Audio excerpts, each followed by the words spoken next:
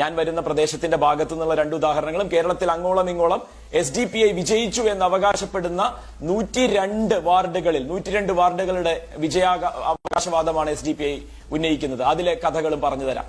ഏറ്റവും ആദ്യത്തെ ഉദാഹരണം ഷൊർണൂർ മുനിസിപ്പാലിറ്റി. 33 വാർഡുകളുള്ള ഷൊർണൂർ മുനിസിപ്പാലിറ്റിയിൽ CPM-ന് 16, കോൺഗ്രസിന് 7, BJP-ക്ക് 9, SDPI-ക്ക് 1.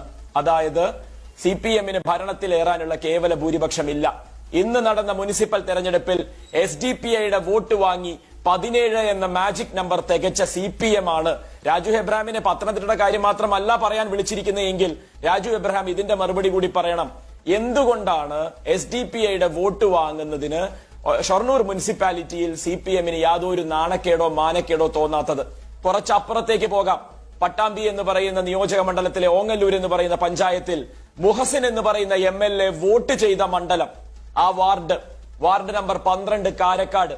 CPM-ന് അവിടെയുള്ള വോട്ട് 112. അവിടെ SDPI-യെ തോൽപ്പിക്കാൻ മുന്നിട്ടിറങ്ങിയ UDF-നെ ഇത്തവണ SDPI ആദ്യമായി മലർത്തിയടിക്കുമ്പോ 300ഓളം കുത്തക വോട്ടുകളുള്ള CPM-ന്റെ വോട്ട് CPI-യുടെ MLA ആയതുകൊണ്ടാണോ എന്നൊന്നും എനിക്കറിയില്ല. എന്തായാലും 112ലേക്ക് താഴുന്നു.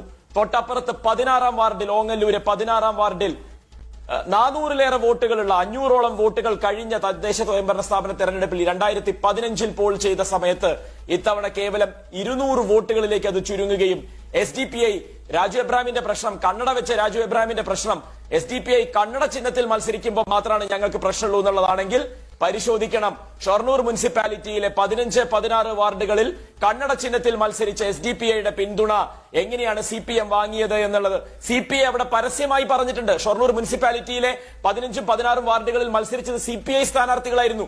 2ലും അവർ തോറ്റു. അതിൽ 1ൽ ജയിച്ചത് SDPI ആണ്. CPM വോട്ട് മറിച്ചു എന്ന് പരസ്യമായി CPI പാലക്കാട് ജില്ലയിൽ അത് പറഞ്ഞിട്ടുണ്ട്. ഓങ്ങല്ലൂരും നിങ്ങളുടെ MLA മുഹസിൻ MLA വോട്ട് ചെയ്ത വാർഡിൽ 112 വോട്ടുകളിലേക്ക് CPM ചുരുങ്ങുകയും SDPI കന്നഡ ചിഹ്നത്തിൽ വിജയിക്കുകയും ചെയ്തു.